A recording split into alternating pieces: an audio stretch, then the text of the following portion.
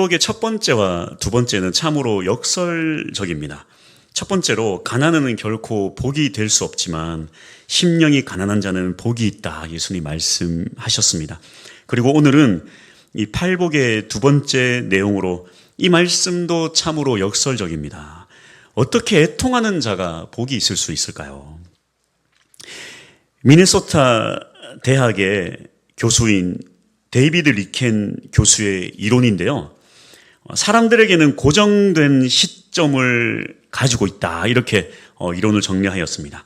이 고정된 시점이 무엇인가?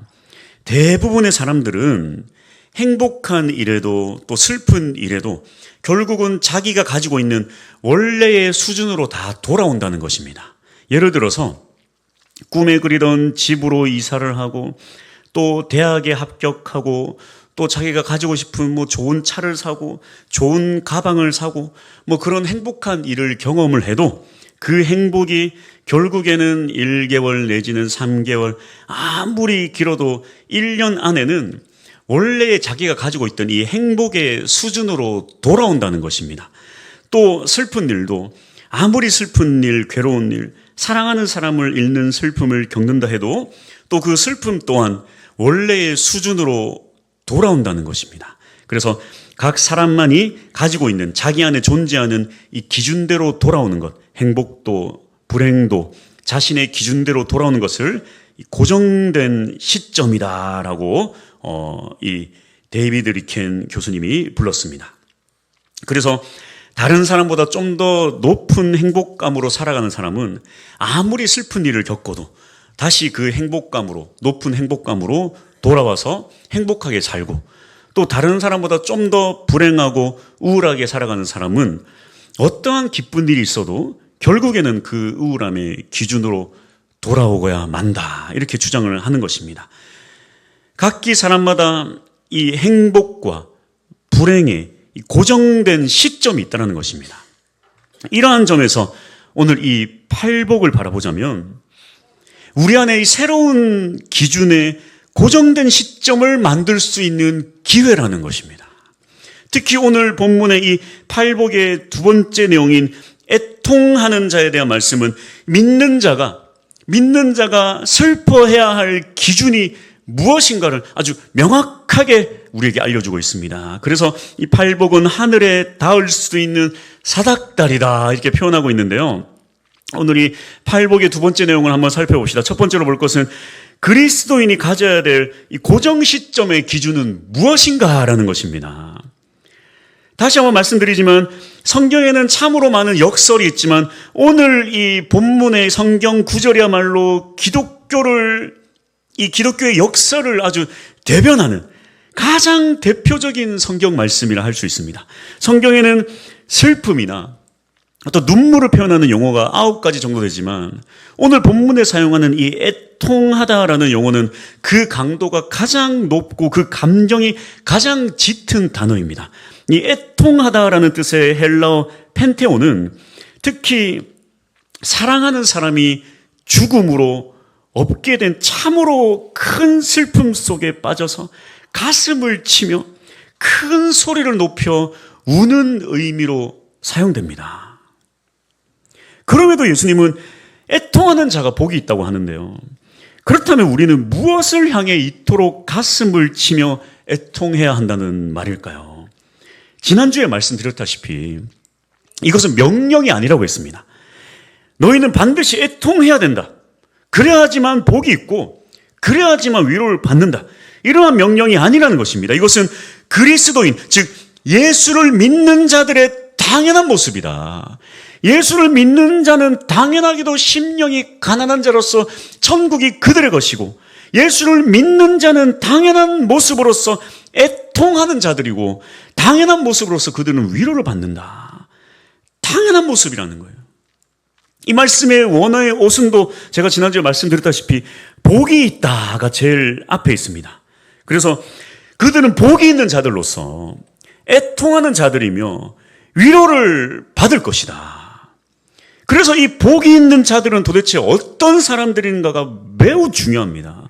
계속해서 반복해서 말씀드리는 이유는 이 복이 있는 자가 어떤 자인가, 이 복이 있는 이유가 머릿속에 박혀야 이 팔복의 깊은 뜻을 쉽게 이해할 수 있는 거예요. 무엇이 복이 있는 자들이라고 했습니까? 이 팔복의 8가지 복을 예수님께서 다 나열하신 이후에 그 다음에 이 복이 있는 자는 어떠한 자인가? 예수님께서 어떻게 결론 내립니까? 마태복음 5장 11절 말씀. 나로 말미암아 너희를 욕하고 박해하고 거짓으로 너희를 거슬러 모든 악한 말을 할 때에는 너희에게 복이 있나니. 예수님 때문에 박해받는 자들은 복이 있다. 예수님 때문에 악한 말을 듣는 자들은 복이 있다. 예수로 사는 자들은 복이 있나니 그들은 심령이 가난한 자들로서 천국이 그들의 것이며 예수님 때문에 사는 자는 복이 있나니 당연하게도 그들은 애통한 자들로서 그들은 위로를 받을 것이다. 예수로 사는 자들의 당연한 모습은 복이 있는 자들로서 그들은 애통하는 자들이고 그들은 위로를 받는 자들이다. 예수를 믿는 자들은 애통한 자들이라는 거예요. 애통해야 된다가 아니라 예수를 믿는 자의 당연한 모습은 애통하는 자들이라는 거예요. 그런데도 성경 말씀은 뭐라고 하는가? 마태복음 5장 12절입니다. 기뻐하고 즐거워하라. 하늘에서 너희의 상이 큼이라. 너희 전에 있던 선지자들도 이같이 박해하였느니라. 도대체 어느 기준에 맞춰야 되는가? 예수 믿는 자들은 애통한 자들이라 해놓고 또 기뻐하고 즐거워하라. 도대체 이게 무슨 말인가?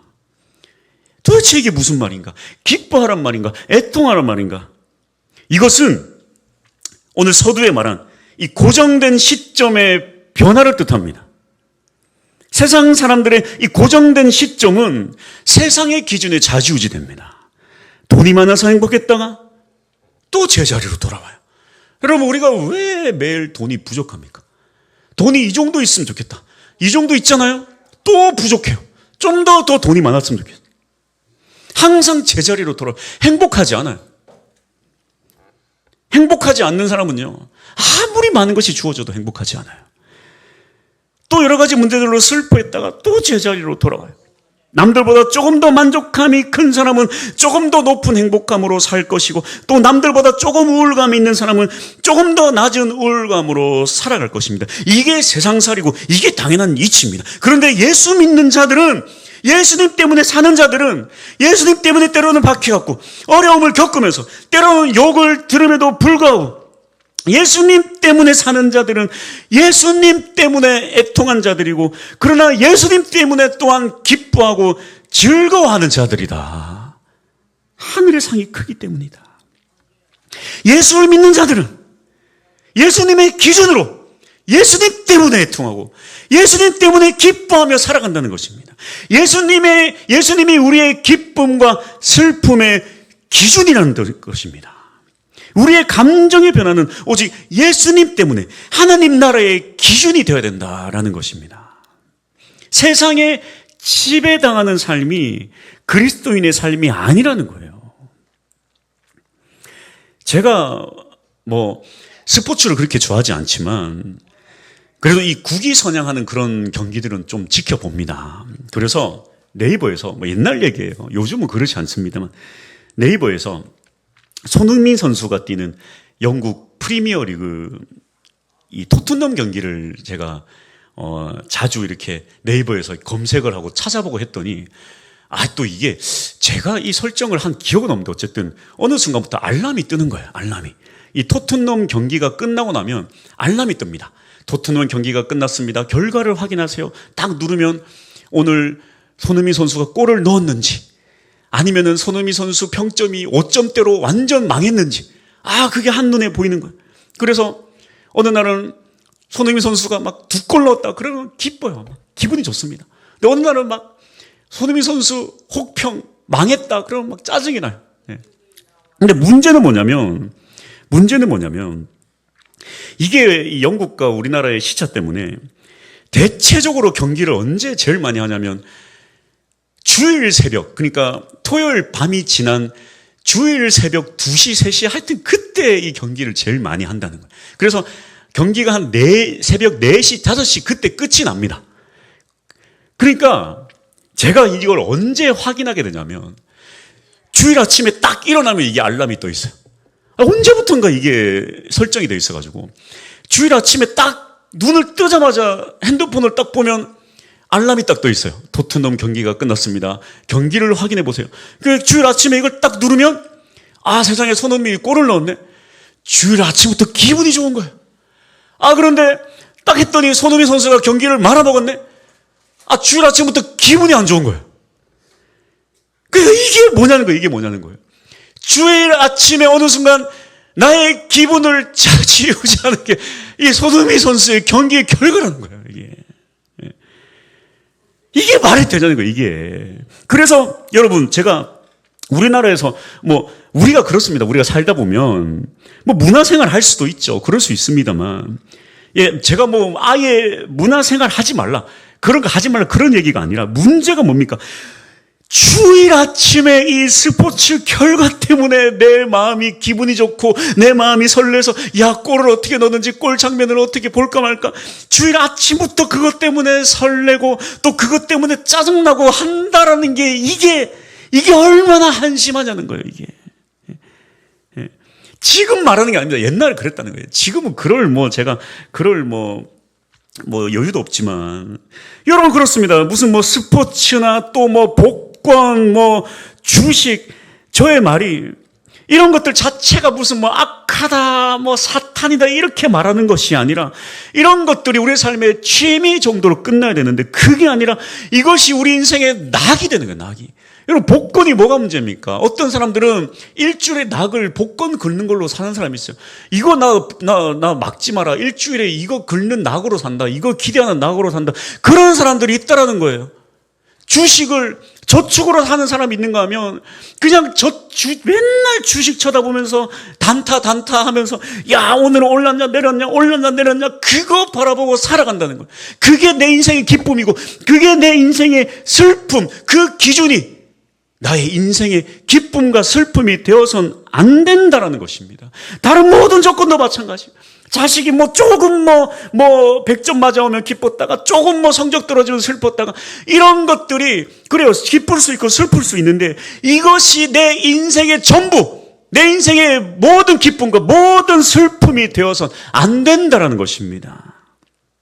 이것이 나의 기준이 아니라 그리스도인은 무엇인가? 바로 예수로 기뻐하고 예수로 애통할 수 있는 자가 바로 그리스도인입니다. 할렐루야. 그렇다면 도대체 예수로 기뻐하는 건 뭔지 알겠는데, 예수로 애통하는 건 도대체 무엇으로 애통하라는 건가? 무엇이 애통인가? 우리가 한번 살펴보기 원하는데요. 무엇이 애통일까요? 무엇이? 이사야서 연구에 평생을 바친 학자인 알렉 모티어라는 교수가 하나님의 정의, 하나님의 의로움에 대해서 이렇게 말했습니다. 하나님과 올바른 관계를 맺고 있는 까닭에 삶에서 맞닥뜨리는 모든 관계를 바로 잡는 일이 하나님의 정의를 구현하는 일이다. 조금 말이 어렵습니까? 하나님과 올바른 관계를 맺고 있는 까닭에 삶에서 맞닥뜨리는 모든 관계를 바로잡는 일, 이것이 하나님의 정의 구현이다. 그래서 하나님을 믿지 않거나 하나님과 올바른 관계가 아닐 때는 전혀 보이지도 않고 거슬리지도 않았던 것들이 하나님과 올바른 관계가 될 때 하나하나 거슬리기 시작하는 거예요. 그래서 그것들을 바로 잡기 시작하는 것, 이것이 바로 이 하나님의 정의다. 예를 들어서 저 같은 경우는 그런 적이 있었어요. 학창 시절에 예수님을 믿다 보니까 그전에는 학교 안에서, 요즘은 이렇게 학교에서 밥을 주잖아요. 근데 우리 때는 이제 도시락을 까먹었습니다. 그 도시락을 까먹을 때 문제는 뭐냐? 각 아이들마다 반찬이 틀리단 말이에요. 문제는 좋은 반찬을 싸왔을 때 이 남자들 세계는 얼마나 치열한지 몰라요. 깜빡 잘못하면 다 뺏깁니다. 그래서 여러분, 이 식사 기도는요, 이 생존 문제가 걸려 있어요. 식사 기도 좀 길게 하면 없습니다. 눈 뜨면. 네. 그런데 탁 딱 예수를 믿는 순간 어느 순간 이게 마음이 걸리기 시작하는 거예요. 식사 기도를 해야 되겠다. 나 스스로 자각한 거예요. 누가 시킨 것도 아니에요. 내가 식사 기도를 해야 되겠다. 뺏길 것 같은데. 처음에는 애들끼리 밥 먹자 다 열어놓고 식사 기도를 했어요. 눈 뜨니까 없어요. 풀만 먹어야 됩니다. 근데 어느 순간 지혜가 주어졌습니다. 뚜껑을 열기 전에 기도를 하는 거예요. 얼마나 대단한 지혜인지 몰라요. 애들이 놀리죠. 어쨌든 뚜껑을 열던 닫던 갑자기 눈을 감고 뭐 궁시렁궁시렁 하면은 너 교회 다니냐? 저 예수쟁이 아니야? 어느 순간 그것이 마음에 걸리기 시작하니까 예수쟁이로 놀림 받더라도 식사 기도를 시작하는 거예요. 내 마음에 그게 걸리기 시작하는 거예요. 또 다른 여러 가지 다른 문제들도 있습니다. 교회 다니면서 서스럼 없이 술자리에서 술 마시고 취하고 때로는 추한 모습 보이고 이런 것들이 아무렇지도 않았는데 어느 순간 하나님과의 관계가 깊어지면서 이런 일들이 참 수치스러워지기 시작하는 거예요. 때로는 어느 순간 자신의 과거가 사무치게 부끄러워질 때가 있다는 것입니다. 이것이 바로 하나님과의 관계가 올바로 정리가 되는 이 하나님의 정의 구현이라고 합니다. 그런데 지금 이런 애통한 상황을 주님 앞에 참 마음에 찔리는 상황을 그저 자신의 잘못된 행동으로만 국한시켜서는 안 된다는 것입니다. 그저 후회 때문에 슬퍼하고 눈물을 흘리는 걸로 이 애통이 국한되어져서는 안 되는 거예요. 그러다 보면 어느 순간 예수를 오래 믿다 보면 나는 잘못하는 것도 없는데 왜 맨날 슬퍼해야 되나? 왜 애통해야 되나? 굳이 애통하며 살 필요가 있나? 이런 생각이 들 때가 있어요. 아니 굳이 예수 믿는데 내가 슬퍼해야 되냐? 맨날 무슨 회개에 눈물을 흘려야 되나? 왜 그렇습니까? 이 애통을 내 죄와 내 행동으로만 국한시켰기 때문입니다. 애통은 그 이상의 것입니다. 이 알렉 모티어의 말을 다시 한번 보자면 하나님과 올바른 관계를 맺고 있는 까닭에 삶에서 맞닥뜨리는 모든 관계를 바로잡는 일. 자, 느헤미야가 무너진 예루살렘 성벽 이야기를 듣고 애통하며 슬퍼했습니다. 예루살렘 성벽은 그전에도 이미 오랜 기간 무너진 채로 있었는데 그것이 어느 순간 느헤미야의 심장에 깊숙이 꽂히는 거예요. 아주 오랫동안 무너진 채로 있었는데 어느 순간 느헤미야의 심장이 꽂힌 거예요. 성벽이 무너져 있다니. 성벽이 무너져 있다니. 그리고 그 무너진 성벽을 생각하며 그가 마음 깊이 애통했다라는 것입니다. 그러니까 진짜 애통함은 무엇인가? 내 안에 어느 순간 하나님 나라가 임했는데 그 하나님 나라의 기쁨과 그 복음의 은혜의 감격이 내게 있는데 어느 순간 이 세상을 바라보니까 교회를 바라보니까 이 하나님 나라는커녕 절망과 고통과 죽음의 공포 속에 살아가는 영혼들을 볼 때 또 무너져가는 성벽 바라보듯이 이 무너져가는 교회를 바라볼 때 하나님 나라가 힘을 잃는 모습을 볼 때 우리의 마음 깊이 애통하게 되는 것입니다. 오늘 본문에서 말하는 이 애통하는 자는 결국 하나님 나라가 임한 사람의 마음의 상태를 말하는 것입니다. 내 안에 하나님 나라가 임함으로 감사와 기쁨이 넘친과 동시에 그렇지 못한 세상을 바라보면서 깊은 애통의 마음을 가지게 된다는 것입니다. 제 어릴 적 할머니의 모습을 떠올려 보자면 온 가족이 5명의 가족이 온 가족이 주일 아침이면 다 이렇게 준비하고 옷을 입고 교회 가기 위해서 이렇게 다 꾸미고 나가는데 할머니만 집에 계세요. 할머니만. 그러면서 할머니 같이 교회 가요. 우리 온 가족이 같이 가는데 할머니도 같이 가요. 나는 절대 못 간다. 내가 옛날에 귀신을 모셨던 자로서 나는 절대 교회 못 간다. 너네끼리만 가라. 주일날 교회 가는 것, 그 구원의 기쁨을 누림과 동시에 그렇게 나는 교회 절대 못 간다라는 할머니의 모습을 보면서 애통하는 마음이 있다라는 거예요. 온 가족이 함께하지 못하는 것에 대한 기쁨과 애통함이 동시에 공존한다는 거예요. 예수님께서도 예루살렘을 바라보시면서 통곡하셨습니다. 메시아가 왔지만 관심도 없이 자기의 인생을 살아가는 거예요. 자기의 인생 살아가는 거예요. 자기 인생 바쁘다는 거예요. 메시아 왔는데 신경도 쓰지 않고 자기 인생 바쁜 거예요. 도리어 나중에는 내 손에 쥐어지는 게 없으니까 메시아를 죽여라. 메시아를 죽여라. 복을 걷어차버리고 곧 무너질 예루살렘과 성전과 이들의 고난을 보시면서 예수님께서 그 예루살렘을 보시면서 애통했다. 우셨던 것입니다. 그러나 이것은 단순히 슬퍼하고 우는 것만으로 끝나는 것이 아닙니다. 애통은 무엇인가? 애통은 가장 강도가 높은 큰 슬픔의 눈물이라는 것입니다. 여러분 생각해 보세요. 내 자식이 어디 나가서 요즘 뭐 중학생, 고등학생 애들 모르겠어요. 얘네들이 어떤지 모르겠지만 뭐 도박에 빠지는 그런 애들이 있어요. 그래가지고 잘못해가지고 막 어떤 사람한테 50만 원, 100만 원 빚져가지고 너 그 돈 안 갚으면 죽인다. 그러죠. 애가 막 맨날 뭐 어디 팔러 다니고 맨날 그 스트레스 때문에 너 엄마 불러서 얘기할 거야. 아빠 불러서 너 협박할 거야. 막 싸움 잘하는 형 때문에 맨날 그런 거에 눌려가지고 살아가고. 어느 날 내 자식이 그렇게 되는 걸 봤어. 도박판에 빠져가지고 50만 원, 100만 원, 200만 원 빚져가지고 형한테 협박당하면서 몇 개월을 살아왔어. 3개월, 6개월, 1년을 그렇게 살아왔어. 근데 부모가 돼가지고 그런 모습을 봤는데 애통한 다음에 하는 말이 그래 많이 힘들었겠구나.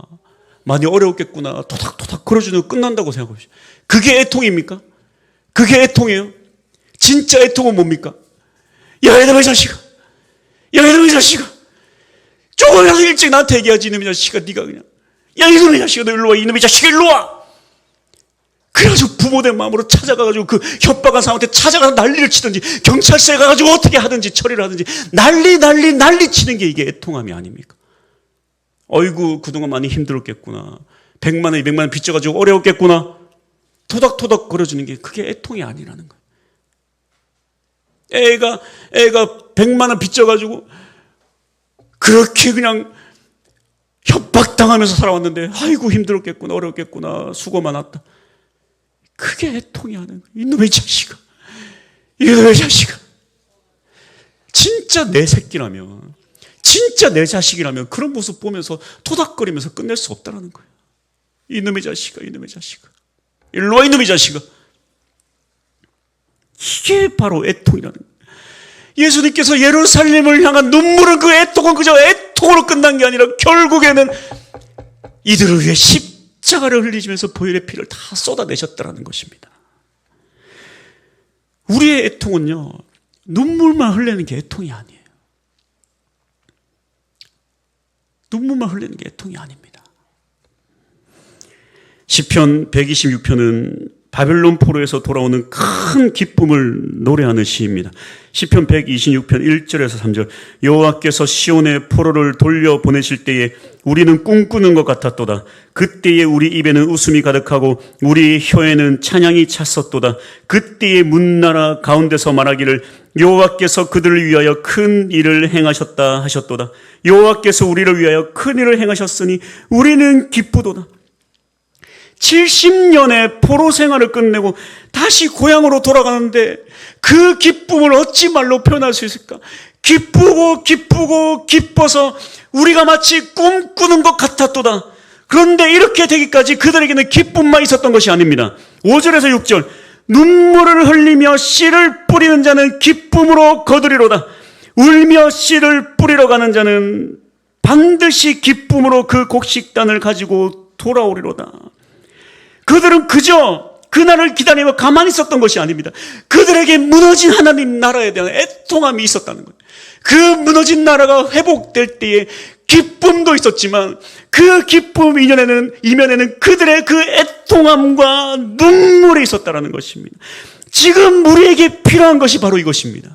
하나님 나라로 인한 기쁨과 동시에 하나님 나라로 인한 애통함이에요. 하나님 나라는 바로 이것입니다. 우리의 삶 가운데 예수가 우리의 삶 가운데 들어오고 우리의 삶 가운데 하나님 나라가 임하면 그 하나님 나라로 인한 기쁨과 동시에 하나님 나라로 인한 애통함이 있다라는 거예요.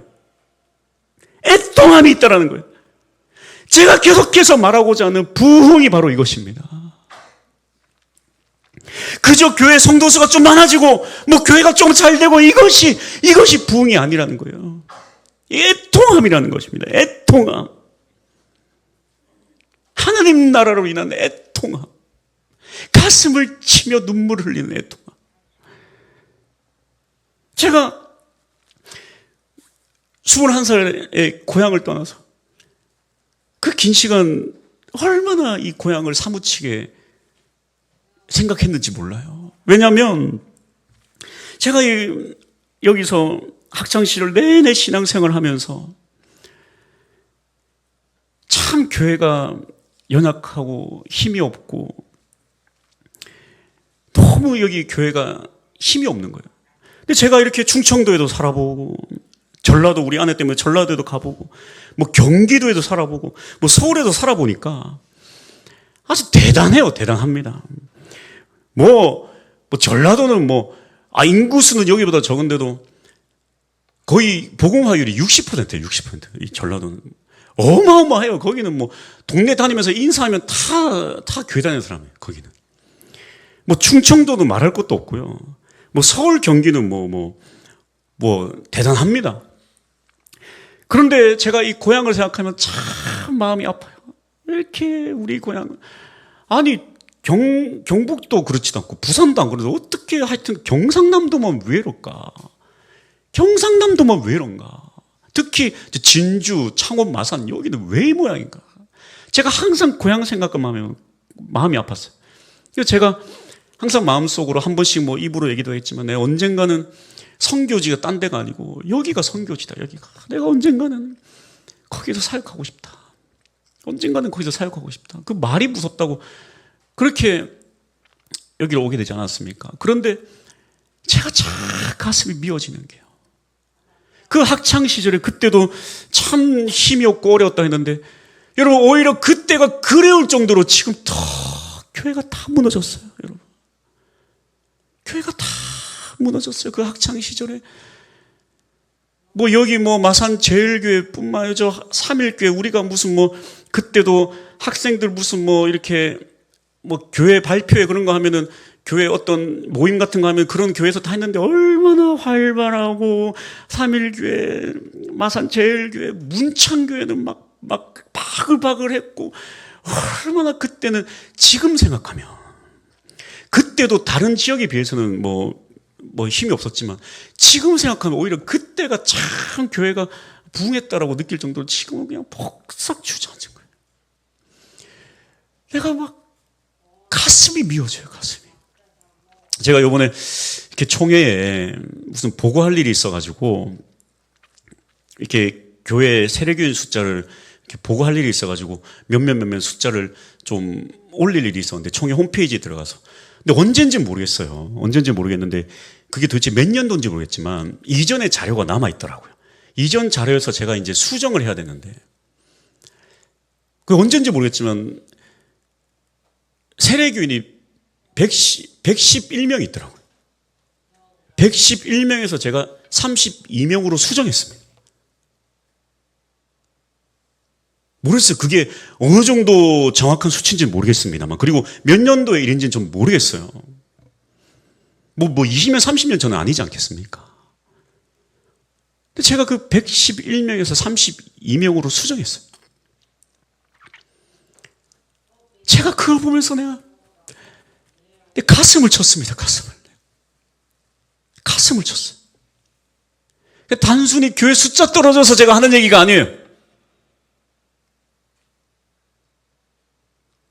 이게 지금 이 땅의 현실이다. 이게 지금 교회 성도수가 줄고 교회가 문을 닫는데도 아무런 감정 없이 살아가는 것.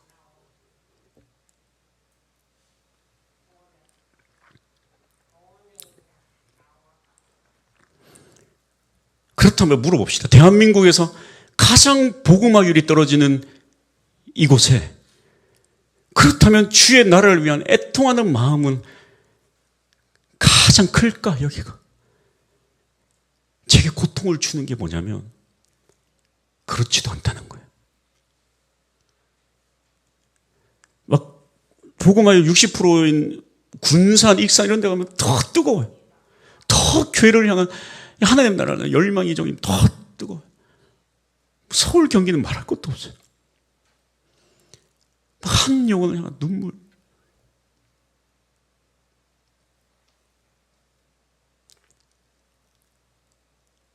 근데 제가 너무나도 가슴이 아픈 게 복음화율이 가장 떨어지는 이곳에 그 영혼들에 대한 애통하는 마음이 더 큰가? 그렇지 않다는 게 더 제게는 고통이라는 것입니다.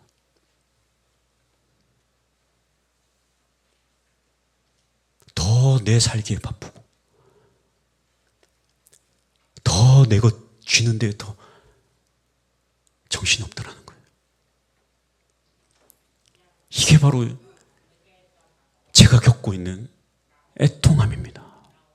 이러한 애통함이 바로 여러분의 것이 될 수 있기를 축복합니다. 하나님 나라는 두 가지 감정이 그대로 우리의 심령을 강타해야 됩니다. 하나님 나라로 인한 그 기쁨과 즐거움과 동시에 이 하나님 나라를 위한 애통함, 가슴을 치며 애통하는 마음, 가슴을 치며 애통하는 마음. 이 땅의 부흥은 이러한 애통함에서부터 출발합니다. 결론입니다. 오늘 본문은 우리에게 애통하는 자가 누리는 복을 이렇게 말합니다. 애통하는 자는 복이 있나니 그들이 위로를 받을 것이며. 오늘 본문의 이 가장 깊은 애통의 의미를 가장 잘 보여주는 대목은 바로 야곱의 애통일 것입니다. 창세기 37장 33절에서 35절. 아버지가 그것을 알아보고 이르되 내 아들의 옷이라 악한 짐승이 그를 잡아 먹었도다. 요셉이 분명히 찢겼도다 하고 자기 옷을 찢고 굵은 배로 허리를 묶고 오래도록 그의 아들을 위하여 애통하니 그의 모든 자녀가 위로하되 그가 그 위로를 받지 아니하며 이르되 내가 슬퍼하며 스올로 내려가 아들에게로 가리라 하고 그의 아버지가 그를 위하여 울었더라. 아들을, 가장 귀한 아들을 잃은 야곱의 마음. 어떤 소방관의 글을 읽었습니다. 거의 한 15년 정도 소방관 일을 하고 이제 소방관 일을 그만두는 사람의 글인데요. 그가 오랫동안 소방관 일을 해서 웬만한 사건과 일에도 본인은 전혀 큰 어려움을 겪지 않았는데 제일 마지막에 출동했던 사건이 참으로 자신에게 고통으로 다가왔다고 그렇게 글을 적었는데요. 어떤 사건이었냐면 어떤 30대, 40대로 추정되는 남성이 감전이 돼서 신고가 들어왔습니다. 감전이 돼서 출동을 했는데요. 가서 보니까 시커멓게 온몸이 타서 몸에서는 막 고름 같은 것이 막 삐져나오고 그런 고통 가운데 있는데, 야, 감전이 크게 됐나 보다. 항상 이런 일을 겪었으니까. 그래서 구조하고 하고 있는데 저 멀리서 본인이 처음 듣는 울음소리가 들렸대요. 70대로 추정되는 할머니의 울음소리. 그 자식을 잃은 그 말로 표현할 수 없는 그 울음소리로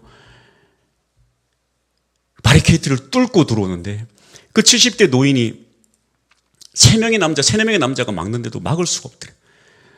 내 새끼 마지막 가는 길 손 한 번 잡아야 돼. 내 새끼 마지막 가는 길 손 한 번을 잡아야 된다. 그러고 절규를 하면서 막 3-4명의 장정들을 뚫고 들어오는데 그 울음소리가 자기가 잊혀지지 않아서 지금도 고통 속에 있다. 그런 글을 제가 읽었습니다. 성경에서 말하는, 오늘 성경에서 말하는 애통이 바로 이거예요. 여러분, 지옥이 뭡니까? 지옥이. 개 흰놈의 골짜기, 흰놈의 아들 골짜기, 개 흰놈의 골짜기, 흰놈 아들의 골짜기란 곳에서 몰렉신, 이따만한 신에다가 밑에 아궁이를 떼우고 두 손으로 이렇게 노수로 쇠로 이렇게 만들어요. 몰렉신. 그럼 이렇게 밑에서 아궁이에 불 떠면 이 손이 달궈지지 않겠습니까?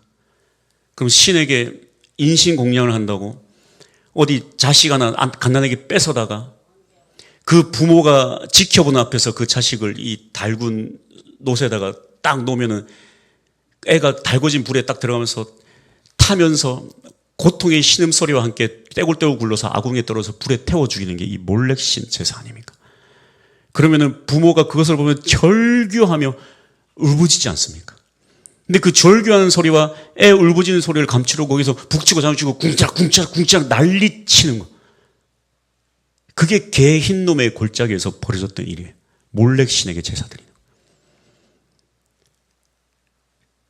신약 성경에서 예수님께서 말씀하신 지옥의 원어가 게엔나예요. 개 흰놈을 의역한 게, 헬라어로 의역한 게 게엔나입니다.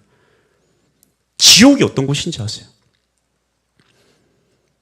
내 새끼가 자글자글 불에 타들어가 죽어가는 그 고통의 신음소리에, 그 신음소리를 듣고 울부짖는 하나님 아버지의 눈물, 그 고통이 바로 지옥입니다. 착각하지 마세요. 지옥에서 불에 탄다고 해서 하나님이 죄인들은 다 죽어서 천만다행이라고 기쁘게 웃는 게 그 지옥이 아니에요. 하나님 아버지의 고통. 예수 그리스도의 보혈로 구원받아야 될 영혼들이 하나님의 공의도 잊은 채 결국에 그 구원의 손길에 미치지 못해 그렇게 눈앞에서 타 죽어가는 그 고통의 절규가, 그게 지옥입니다. 하나님의 눈물과 하나님의 고통의 눈물이 있는 곳이 바로 지옥이에요. 지금 이 땅 가운데도 지옥이 있다는 것입니다. 하나님을 모른 채 고통 가운데 그저 일희일비하면서 세상의 목적도 모른 채 인생의 방도 모른 채 헤매고 있는 자들, 하나님 보시기에는 너무나도 고통스럽고 애통스러운, 그게 바로 지옥이에요. 하나님의 눈물이 있는 곳이 지옥입니다. 지옥은 죽어서 가는 것만 지옥이 아니에요. 하나님의 눈물이 있는 그곳이 바로 지옥이에요. 애통하는 자는 하나님의 눈물이 내 눈물이 되는 자가 바로 애통하는 자입니다. 하나님 나라가 내게 임해서 하나님의 눈이 내 눈이 되고 하나님의 마음이 내 마음이 되어서 하나님의 눈으로 보니까 그전에는 아무렇지도 않던 일들이 하나님의 눈으로 보니까 너무나도 애가 타는 거예요. 이게 바로 애통이에요. 이게 바로 애통입니다. 오늘 예수님의 눈물을 회복할 수 있기를 축복합니다. 이 땅을 바라보면서. 그렇잖아요. 내 자식이 죽음의 길로 가고 있으면 어떻게 하겠습니까? 그저 위로하면서 껴안아주면서 잘해봐라. 그게 아니죠. 바지끄랭이라도 붙잡으면서 이놈의 새끼야. 이놈의 새끼야. 이놈의 새끼야. 내가 어떻게라도 해주면 되겠니? 내가 어떻게라도 해주면 될까?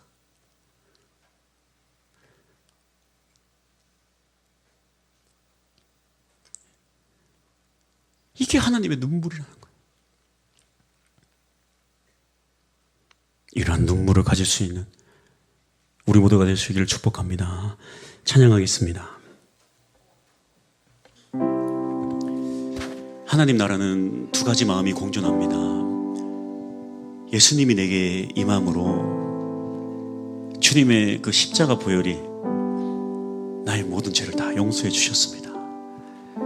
참으로 기쁘고 얼마나 즐거운 일입니까? 그러나 동시에 우리의 마음 깊숙이 이 하나님의 눈을 가지게 되면 그전에 보이지 않던 하나님의 눈으로 세상이 보이기 시작하는 거예요. 그때 가지는 것이 바로 애통입니다. 이 애통의 마음이, 이 하나님의 마음이 바로 여러분의 마음이 될 수 있기를 축복합니다. 오늘 이 찬양의 가사가 그 마음을 그대로 담고 있어요. 진정한 부흥은 하나님의 마음을 가지는 것에서부터 출발합니다. 우리 모두가 하나님의 마음을 가질 수 있기를 축복합니다. 할렐루야! 찬양합시다.